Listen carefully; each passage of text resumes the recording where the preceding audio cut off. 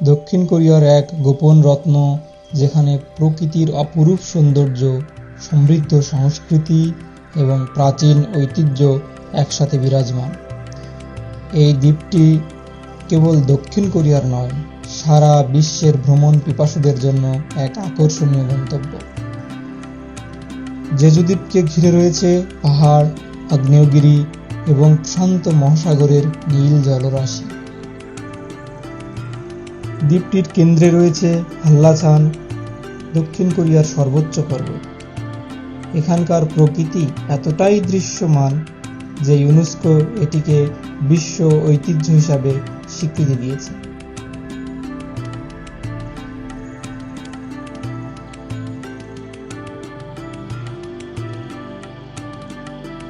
দক্ষিণ কোরিয়ার জেজু দ্বীপে প্রকৃতির বুকে লুকিয়ে আছে এক অনন্য সংস্কৃতি, হেনিও। এই সাহসী নারী ডুবুরিরা প্রজন্ম থেকে প্রজন্ম ধরে সমুদ্রের গভীরে ডুব দিয়ে জীবিকা নির্বাহ করে আসছে। তাদের গল্প যেন সমুদ্রের ঢেউয়ের মতোই গভীর ও রহস্যময়।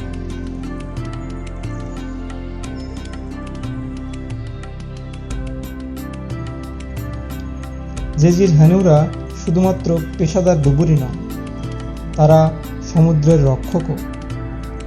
প্রায় 30 সেকেন্ড থেকে 3 মিনিট পর্যন্ত একটানা ডুব দিয়ে শামুক, ঝিনুক ও অন্যান্য বিভিন্ন সামুদ্রিক খাবার সংগ্রহ করেন, কিন্তু কোনো আধুনিক ডাইভিং সরঞ্জাম ছাড়াই।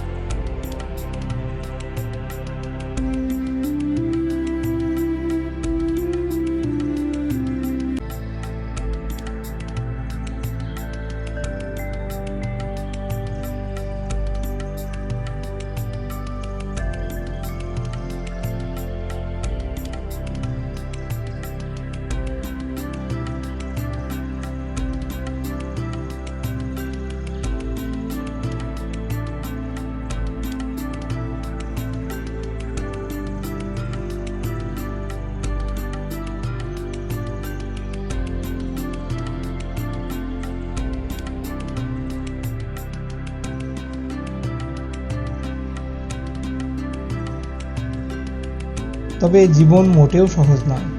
প্রতিটি ডুব তাদের জন্য বিপদের কারণ হতে পারে। শ্বাস নেওয়ার সময় শেষ হয়ে যাওয়া, হিমশীতল পানি বা হাঙরের উপস্থিতি। কিন্তু তাদের অনুশীলন ও দক্ষতা তাদেরকে এই ঝুঁকি মোকাবেলায় সক্ষম করেছে।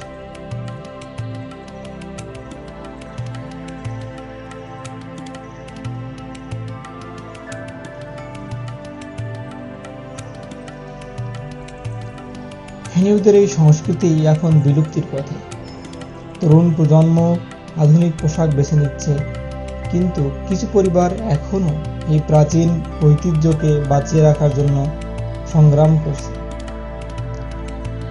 জেজুর নারীরা তাদের মা ও দাদির কাছ থেকে শিখছে সমুদ্রের এই অসামান্য জ্ঞান। তবে সময়ের পরিবর্তনের সাথে সাথে এই প্রাচীন পেশার অস্তিত্ব ঝুঁকির মধ্যে পড়ছে। সরকার ও স্থানীয় সংগঠনগুলি তাদের ঐতিহ্য সংরক্ষণের উদ্যোগী হয়েছে, কিন্তু তাদের জীবন এখন আগের চেয়ে অনেক বেশি চ্যালেঞ্জের মুখে। জিজির হেনুরা কেবলমাত্র নারীর ক্ষমতায়নের প্রতীক নয়, তারা এটিকে হারিয়ে যেতে থাকা ঐতিহ্যের ধারক। তাদের সংগ্রামী জীবন আমাদের স্মরণ করিয়ে দেয় যে প্রকৃতির সাথে মানুষের সম্পর্ক কতটা গভীর হতে পারে।